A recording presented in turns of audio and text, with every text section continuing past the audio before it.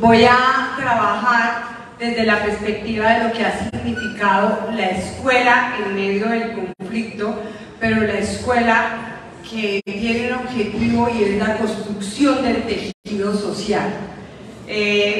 ¿Por qué? Porque creo que...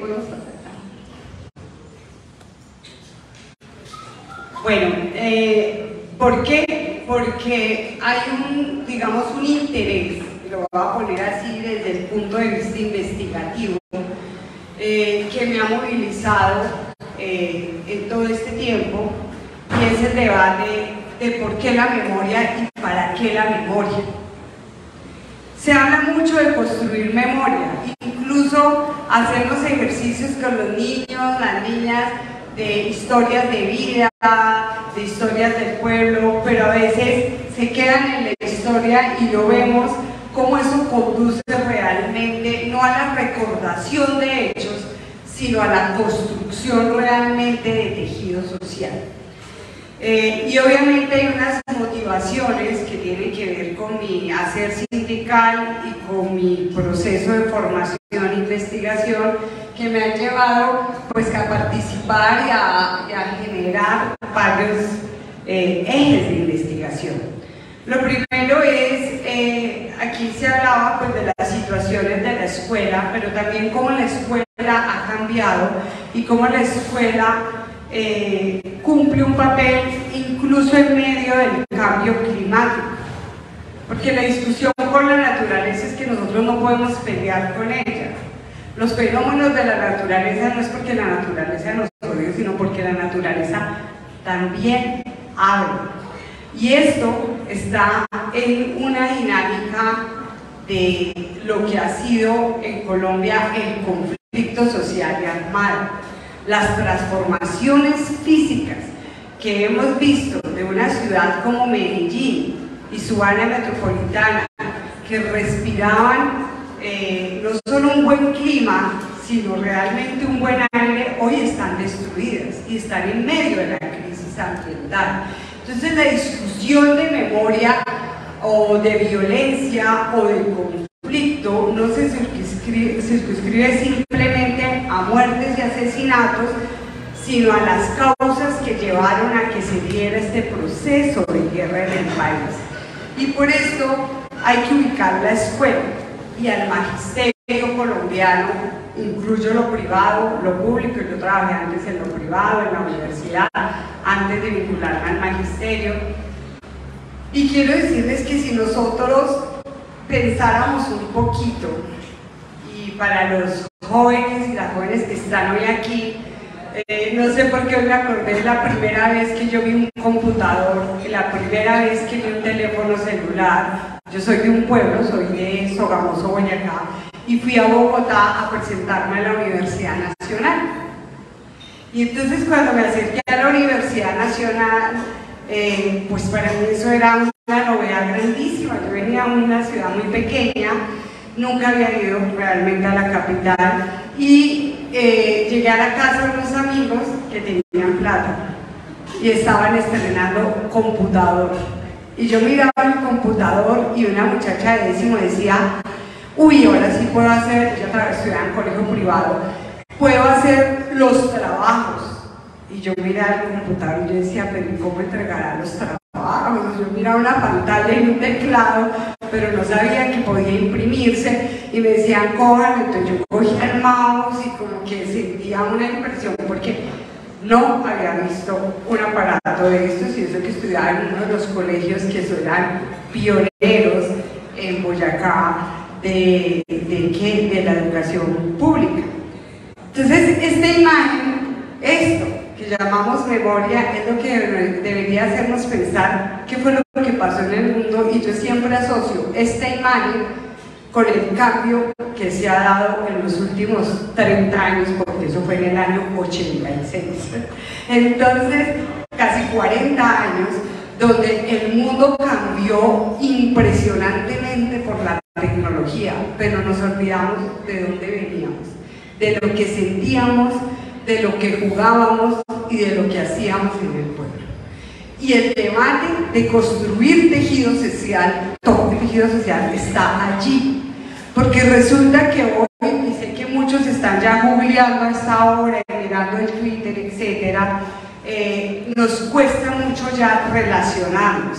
Nuestra vida de hace 40 años era una vida totalmente física, el contacto era físico, había muy poquitos teléfonos, para encontrarnos había que llegar a los sitios y para construir el mundo había que relacionarnos diferente. Entonces, el debate de la memoria tiene que ver con entender qué fue lo que cambió, por qué cambió, pero detrás de ese cambio que parece, digamos, complejo, no decirlo, concretico.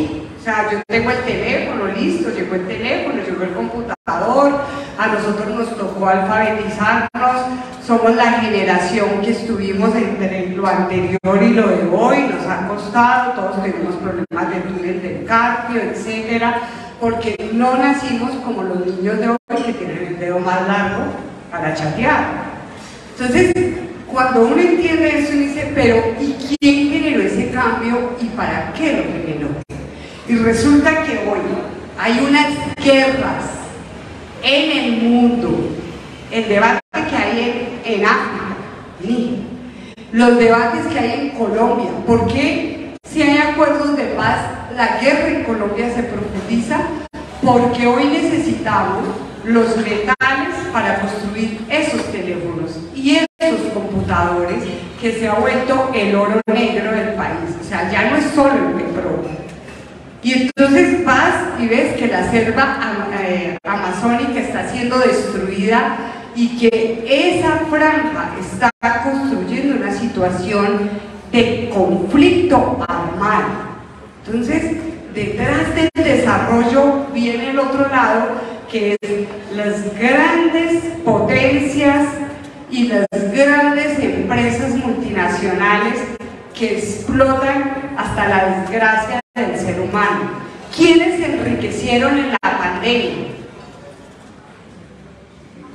Telecomunicaciones, farmacéutica, se enriquecieron mientras que el mundo empobrecía y morían miles de personas.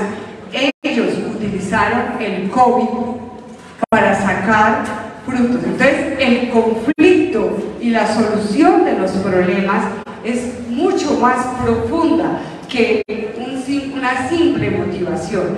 Y por eso, cuando yo hago trabajo de memoria, no solamente recuerdo cómo era, sino tengo que mirar qué lo cambió, por qué lo cambió, para qué se cambió y a quién benefició ese cambio y qué conflictos nuevos se generan, porque los seres humanos esencialmente vivimos del conflicto.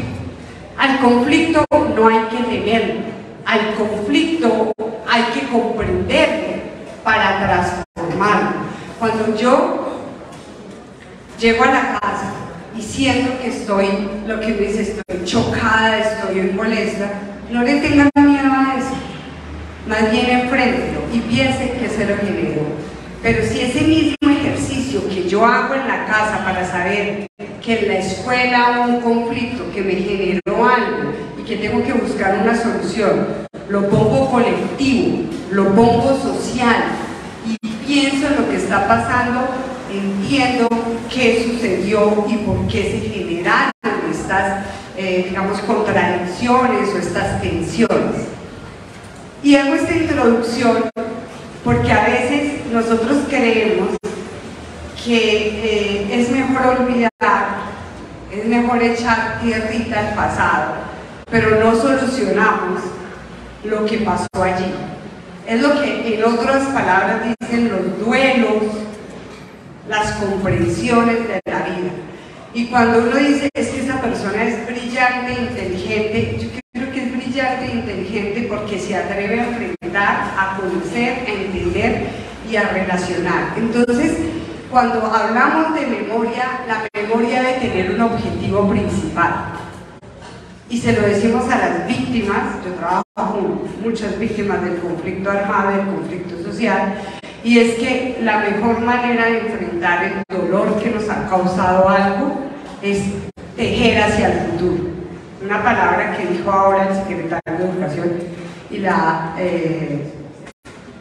voy a decirle a Ana Josefa, digo, tejer esperanza. Y ese debe ser el objetivo de la educación. El tejido social, reconstruirlo, reconstruirlo. Nunca volveremos al pasado.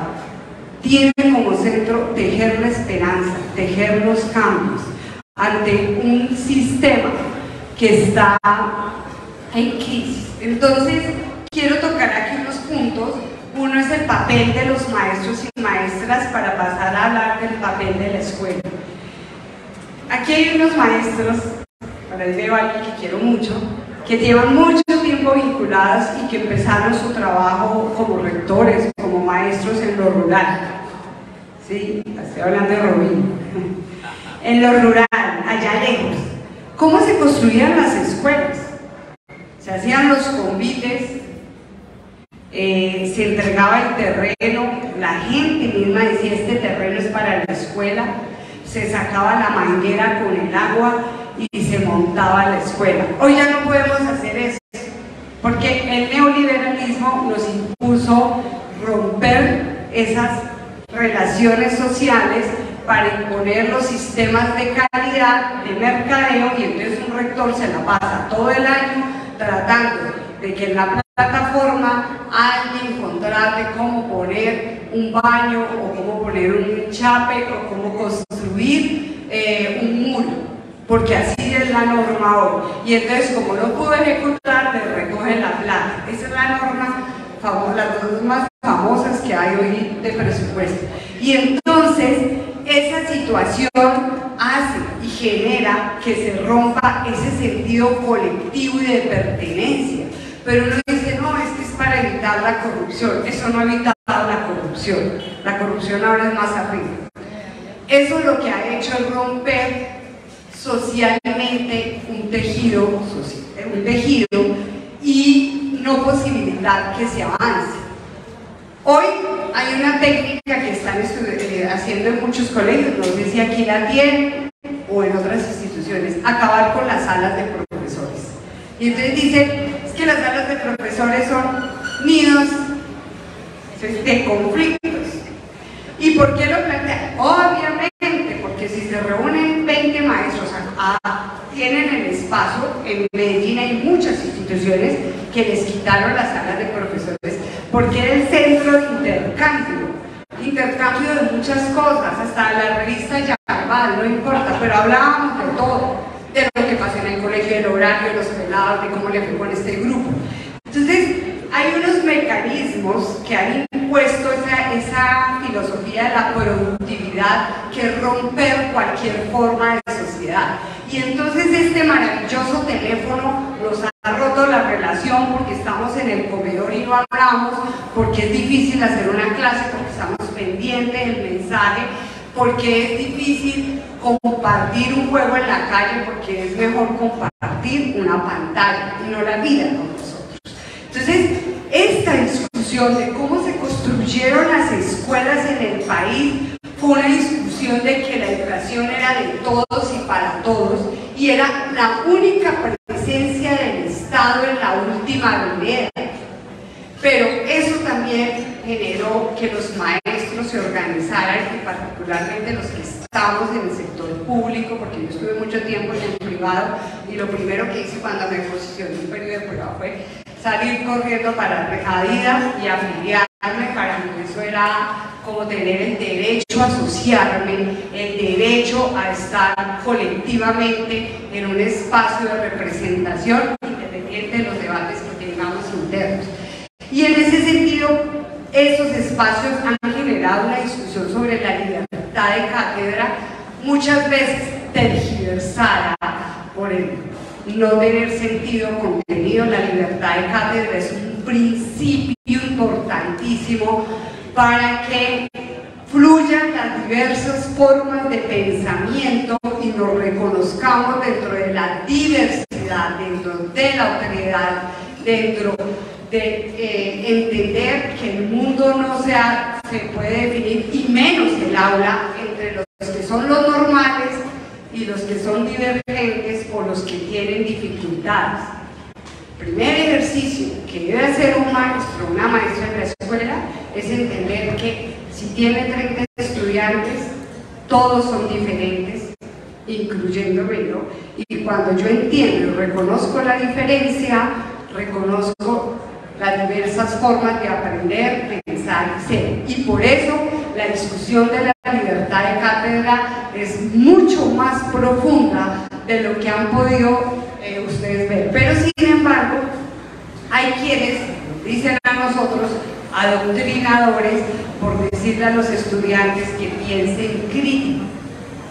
Adoctrinar es decirle que no piense crítico. Esa es la discusión que hoy sigue siendo muy fuerte en el país. Y en este sentido, el mismo movimiento ha generado lo que se llamó el movimiento pedagógico. El movimiento pedagógico tiene que reflejarse hoy en las mesas de trabajo de los maestros y maestras, en los estudiantes, en los proyectos, en las diferentes instituciones, porque es la apuesta de sociedad que nosotros queremos. Y en ese sentido, FECODE ha impulsado una propuesta de escuela territorio de paz.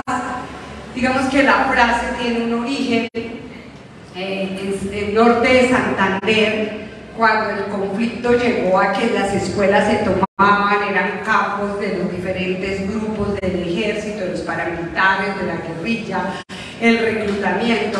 Entonces el sindicato allá, ASINOR, tuvo que parar y a trabajar con todos los sectores y declararon las escuelas territorios de paz.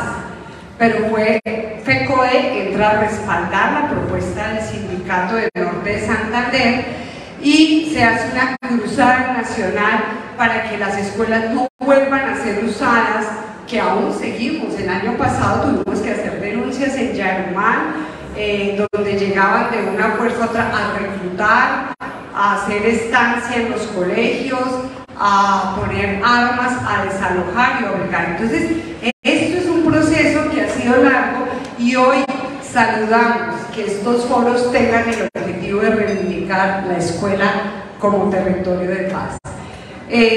Voy a hablar rápidamente de algunos aspectos que para nosotros son muy importantes. Esta portada que está aquí, que además es una hermosa portada, fue un informe que entregamos en el marco de la Jurisdicción Especial para la Paz, que es una instancia que surge después de los acuerdos de La Habana. FECODE había peleado mucho por llevar la situación que habíamos vivido y fue este espacio en el que pudimos socializar un informe donde nosotros decimos que el magisterio colombiano, que ha puesto más de 1.100 maestros víctimas del conflicto armado de diferentes formas, fue, digamos, eso fue un genocidio. 1.100 personas, no sé cuántos estudiantes hay en este colegio, si hay más de 1.000, pero piensen ustedes que pusieran 1.000 personas y las asesinaran durante muchos años, maestros, compañeros de nosotros y nosotras, que perdieron su vida en muchas situaciones, pero particularmente este informe habla de la violencia antisindical. La violencia antisindical es una categoría que hemos peleado y que por fin nos reconoce la academia, la justicia, la Comisión de la Verdad, y les cuento que también el Estado, que ya nos dio nuestro registro como víctimas del conflicto armado. El 14 de septiembre va a haber un evento nacional y es un evento donde es una categoría donde nosotros decimos que es una violencia que fue sistemática, histórica y tenía un objetivo: acallar, desestructurar o cooptar el movimiento sindical, y el Estado fue responsable por acción y omisión, y en estos 34 casos que llevamos demostramos cómo muchas veces el Estado cayó, incluso cómo hay hoy declaraciones de mandos del DAS o del Ejército. En mi Twitter tengo una declaración donde dice: nosotros entregamos, el DAS, que era el Departamento administrativo de seguridad. Entregábamos los listados para que asesinaran los dirigentes de FECODE.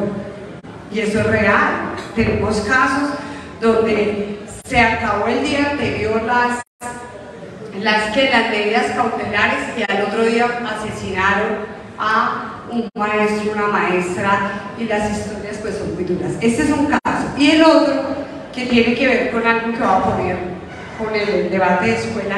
Estos son los 3 informes que se entregaron del caso Antioquia. El primero se llama Tirándole libros a las balas. Como ustedes verán, los nombres son sugestivos y están relacionados. El anterior, La vida por educar. Porque es que nosotros los maestros no sabemos sino educar. Usted pregúntele a un profesor que se pensiona y usted se da cuenta que siempre se inventa algo para estar enseñándole a alguien algo, porque no sabe sino hacer eso. Su única forma de relacionarse con los sobrinos, con los nietos, con los vecinos es: venga, le enseño. Eso se amarra el zapato así. Mijito, venga, cuente así. O sea, nosotros tenemos un plus que adquirimos y ese no nos lo quita nadie. Es la diferencia y lo que uno identifica un maestro. Y uno está en un sitio y se pone a mirar y dice: ay, mira, este es maestro. La forma como habla, como se para, incluso el torcidito así de cargar los libros, etcétera, ese es maestro. Entonces, es la esencia. Y estos maestros que asesinaron dieron la vida por educar, porque su centro era la defensa de la educación y de la educación pública y del debate como de la libertad de pensamiento y de la diversidad. Y en el caso de Adira se entregan estos 3 informes, Tirándole libros a las balas, que es el primer trabajo de memoria que se hace. Adira tuvo más de 400 asesinados, es el sindicato más victimizado del país. Está el otro que se llama Reparar los sueños de libertad, y el tercero que es Resistir para educar, una apuesta contra el miedo.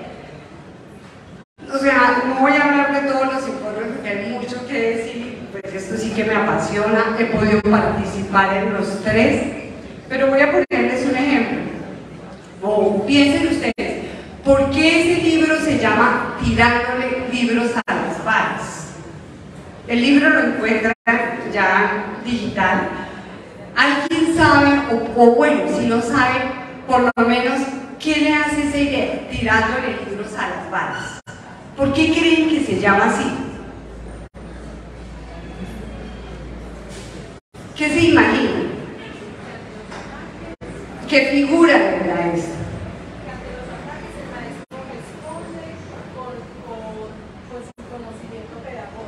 Bueno, es una idea, ¿no? Ante los ataques, ¿con qué responde un maestro? Con su conocimiento pedagógico.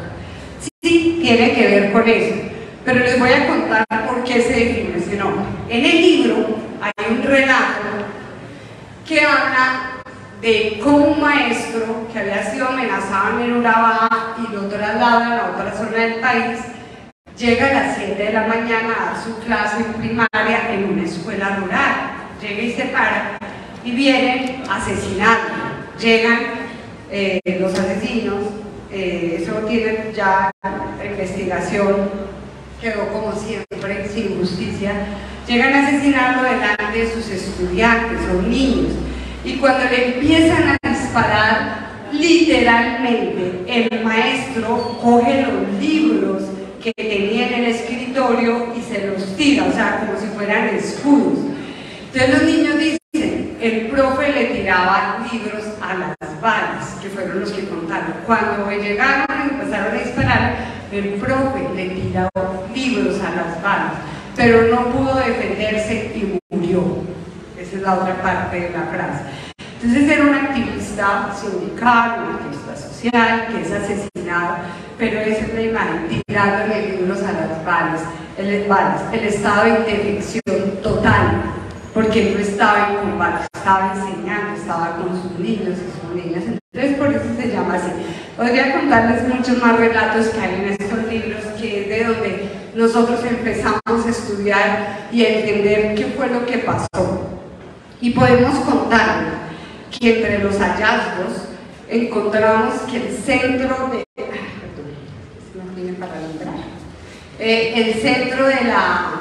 del conflicto armado y digamos de los asesinatos es en Antioquia. En la primera etapa que planteamos aquí, del 86 al 91, se centran en Antioquia y alrededor de Córdoba y eje cafetero, y que cuando cruzamos la expansión del fenómeno paramilitar, a medida que se expandía el fenómeno paramilitar, como se muestra en el otro mapa, se asesinaban maestros, y encontramos cuestiones como estas, ¿no? El general Ritualejo del Río, que está acusado de varios de esos asesinatos. Entonces, la misma forma que tuvo en el Oraba, la tuvo en el norte de Santander cuando estuvo allí. Entonces, estas investigaciones sacan a la luz, sacan la verdad, y hoy la declaración de muchos paramilitares que están llegando por voluntad, porque tienen también una necesidad de solucionar sus problemas legales, que están llegando a la gente, están contando qué fue lo que pasó. Y que lo que nosotros denunciamos durante tantos años es un hecho real y no estábamos diciendo mentiras. A nosotros nos asesinaron. Este es como los 3 espacios y el mapa que está allí de toda la persecución contra FECODE. Y quiero decirles, para que liguemos con lo primero de lo que yo les decía, que cuando se expandió la tecnología y llegó, voy a decirlo así, a su cúspide más grande de expansión, que fue la pandemia, o sea, la desgracia de la humanidad, hubo unos que se enriquecieron. Entonces uno dice, pero ¿por qué se asesinó a los maestros? Porque los maestros hemos sido resistencia. Los maestros, las comunidades eclesiásticas de base, fueron muy fuertes para poner en la agenda pública los derechos y las transformaciones sociales que hoy el país sigue bregando para que se den. Y quiero mostrarles, el pico de violencia más grande de asesinatos se dio entre 1999 y 2001. Qué casualidad, recorte al sistema general de transferencias o participaciones hoy, ley 715 y decreto 1278 fueron lo que se dio, o sea, al medio de esa masacre se impuso una normatividad. Y resulta que hoy FECODE, 20 años después, está peleando que se vuelva a reformar el sistema general de participaciones, porque la educación ha perdido la mitad del presupuesto, y a pesar de que ha crecido la población, cada vez está más deteriorada, está totalmente conectada. Los, digamos, periodos de guerra se conectan a la necesidad de promover reformas, y esta discusión que debería hoy tener en la agenda pública de la elección de alcaldes, consejos, gobernador, asamblea, debería ser el punto número 1. Nosotros deberíamos decir qué alcalde hoy está peleando porque se reforme el sistema general de participaciones y se apoye la propuesta frente a los recursos para educación, salud, saneamiento básico y agua potable. No, los alcaldes están haciendo su campaña no hablando de la fuente, y sin embargo cuando FECODE sale, exige, no hay respaldo frente a eso. Eso es un compromiso con el gobierno de Petro, pero qué ironía, en medio de las elecciones locales, los partidos que hicieron parte de los 2 recortes al sistema general de participaciones salen a decir que no hay presupuesto, que es un problema del gobierno nacional, pero no cuentan que hicieron 2 reformas y quitaron los recursos para municipios como Girardota y para la educación, el saneamiento básico. Toda esta discusión de que no hay agua potable y no hay agua alcantarillado tiene un histórico de 2 décadas de recortes que no se van a solucionar en 4 años. Entonces, para que ustedes conecten estos debates. El otro punto que nosotros trabajamos fue cómo la escuela, como tal, fue víctima del conflicto armado. Esta foto que está aquí, si la alcanzan a ver allá atrás, es una foto de un trabajo que hace un fotógrafo muy famoso, se llama Echavarría, lo pueden buscar. Él toma fotos de muchas escuelas que fueron destruidas en medio del conflicto armado, y hay unas muy simbólicas, porque ve la escuela así y ve el morral militar, armas, o sea, las escuelas como tal fueron parte de ese conflicto armado. Y es un trabajo muy bonito porque lo conjuga con narrativas de memoria, y donde pone cómo fue que se dio esto de todos los lados, porque él no se centra. Pone aquí en esta zona pasó esto, etcétera. Les invito a que lo conozcan. Y fue con estos trabajos y otros, en medio del trabajo en la Comisión de la Verdad, que nosotros entregamos otro informe. Todo esto lo hicimos en 4 años, que se llamó La Escuela Territorio que Resiste a la Guerra.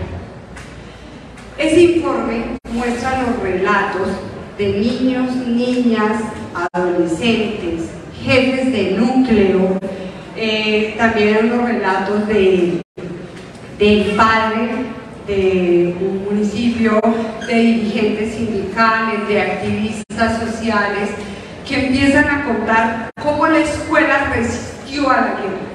Y obviamente hay unos relatos de cómo vino un fenómeno de reclutamiento, desaparición, destrucción de escuelas, bombardeos, pero como al mismo tiempo las comunidades hicieron lazos entre ellas para salvar los niños, las niñas, no dejar que se llevaran las niñas a campamentos para que fueran víctimas de violencias sexuales, o para que se llevaran a niños y niñas y jóvenes al reclutamiento. Y esto fue muy importante. El informe está, digamos, disponible también en redes, es muy cortico, pero cuenta unos relatos que lo hacen entender qué fue lo que pasó con la escuela. Pero lo más bonito del informe es que muestra la resistencia, cómo la gente sobrevivió, cómo la gente hizo para salvarse entre ellos, a pesar de que hubo muchos muertos. Pero también quedan las preguntas, ¿no? En el 2019, que hubo aquí un gran estallido social, hubo un hecho que para mí fue muy doloroso. Yo ya estaba en derechos humanos, yo antes era la segunda vicepresidenta, por cosas del destino me sacan del cargo como una forma de callar también mis posiciones, que han sido muy críticas incluso en nuestra organización. Estaba de vicepresidenta y ahí estaba la Comisión de Derechos Humanos. Entonces fue muy duro porque un día me llega a mí una denuncia de que están reclutando en la zona 2019, en Caquetá, que están reclutando, pero a los maestros les quitaron los teléfonos. Entonces llegaron allá, habían 2 actores armados, quitan los teléfonos de los maestros y los maestros no pueden comunicarse durante casi 3 meses. Nadie sabía quién estaba vivo, quién estaba muerto en esas veredas. Y entonces viene el primer personero que denuncia que hay reclutamiento de niños y tiene un SOS y lo asesinan. Yo no sé si ustedes, o sea, para no estar en derechos humanos, es terrible cuando se asesinaron el que estaba denunciando. Nombran el otro personero allá en Pueblo Rico, Caquetá, pues en Caquetá, está en Pueblo Rico, y él alcanza a sacar la denuncia pública, nacional e internacional. Incluso el periodista que investigó lo asesinaron también. Y entonces, pero él sí se alcanza a salir, a huir y se corre la denuncia. En esos momentos bombardean a los niños y niñas, o sea, un campamento de las disidencias, pero el gobierno anterior sabía que había niños y niñas que se habían ido forzados, menores de edad. Sin embargo, le dicen que son máquinas de guerra, y para los maestros que tienen que callarse porque si dicen algo también los asesinan y están muy lejos. Todos estos niños fueron asesinados. ¿sí? Y estamos hablando del 2019. O sea, si nosotros no entendemos lo que les duela a quienes están allá, porque no nos está pasando, es porque no entendemos el profundo, digamos, conflicto que existe en Colombia. Entonces, ¿quiénes fueron asesinados? Niños que podían ser cualquiera que hay en el salón. Y cuando yo veo a esos jóvenes que están en un lado u otro de los sectores armados, incluyendo las bandas, siempre pienso que esos niños pasaron por una escuela y que esos niños pudieron tener una oportunidad diferente o no. ¿Y qué hicimos como maestros? ¿Qué hicimos como escuela? ¿Qué hicimos como sociedad? ¿Y qué se hizo o hicimos como Estado y los gobiernos para que no siguiera el conflicto? Y por eso, quienes alimentan el discurso de la guerra para mantener los privilegios de quienes han controlado el país, para mí son criminales de guerra, así no hayan cogido un arma, si no hayan mandado al pueblo a enfrentarse. Porque esto que vivió la escuela, esto que vivieron las comunidades, no lo han vivido quienes han gobernado este país, porque no les ha importado, simplemente han dado la orden. Y saber quién dio la orden es fundamental en este país para que se hagan responsables y paguen la guerra. Por eso es tan importante el debate de verdad y memoria, para poder reconstruir tejidos. Porque si no, un conflicto, nosotros hacemos este informe tomando hechos hasta el 2016, pero cuando lo estamos publicando en el 2019 y 20, siguen asesinando niños, niñas, jóvenes, reclutándonos, y son nuestros estudiantes. Y si usted me dice en este momento, en cualquier escuela del país, de esas zonas pueda estar dándose un hecho de reclutamiento, que no lo veamos aquí en este momento es una cosa. Además, hoy reclutan para las bandas, y las bandas están relacionadas con el nuevo paramilitarismo. Hoy reclutan para las disidencias, hoy reclutan para los mercados y les montan a los niños y a las niñas que ese es el mundo ideal porque consiguen plata fácilmente.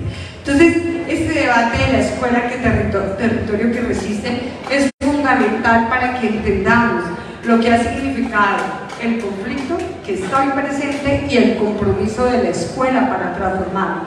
Aquí solamente tomo unos datos, son los informes a la Comisión de la Verdad. En el capítulo de niñez y adolescencia aparecen 68.000 hechos. Este informe yo lo tengo, yo incluso se lo envié a los maestros para la jornada de la escuela Abraza la Verdad.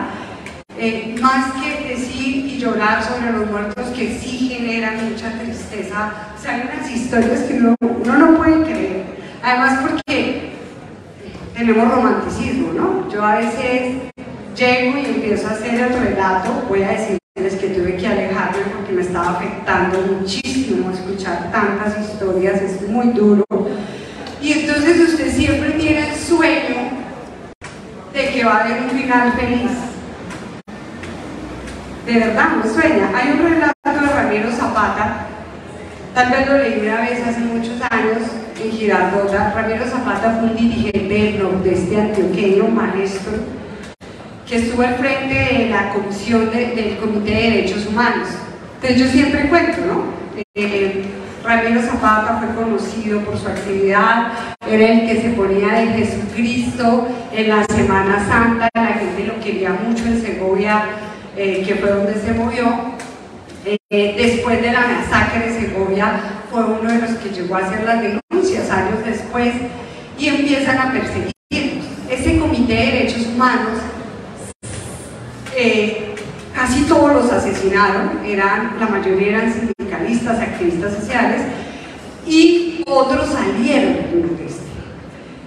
En el 2002, Ramiro Zapata estaba en Medellín, fue muy maltratado, fue muy perseguido, lo dejaron sin salario, la Secretaría de Educación no lo atendió, y un día él decide volverse para Segovia. Entonces le dicen: Ramiro, no te vayas, te van a matar. Ramiro les dice: prefiero morir allá que tengo quien me recoja, aquí que estoy solo, que no tengo ninguna condición ni garantía. Ramiro se va para allá, se le acaban las medidas cautelares, en ese momento se había trasladado el bloque metro y él tira un SOS. Todos los compañeros sobrevivientes estaban en el proyecto de Nunca Más en Sasaima, Cundinamarca, y él les tira un SOS, les escribe en un telegrama y les dice: SOS, van a matar a Ramiro Zapata, el mismo denuncia. Al otro día, ese día se le han acabado las medidas cautelares. Al otro día él estaba pues en un espacio, en un billar donde siempre compartía, llegaron por él, se lo llevaron, lo subieron a un furgón. Cuando lo iban a asesinar, él dijo: si volvieran a hacer, haría lo mismo.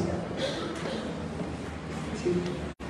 Por favor, no sigan a mis compañeros, ellos ya no están en esto.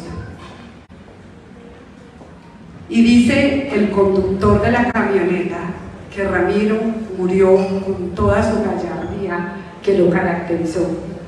Esos seres humanos que han dado la vida todo por sus comunidades, por los derechos, deben ser recordados con toda la dignidad que tuvieron de enfrentar la barbarie, porque Ramiro nunca tuvo un arma en sus manos, solamente tuvo su voz, su valentía y su liderazgo.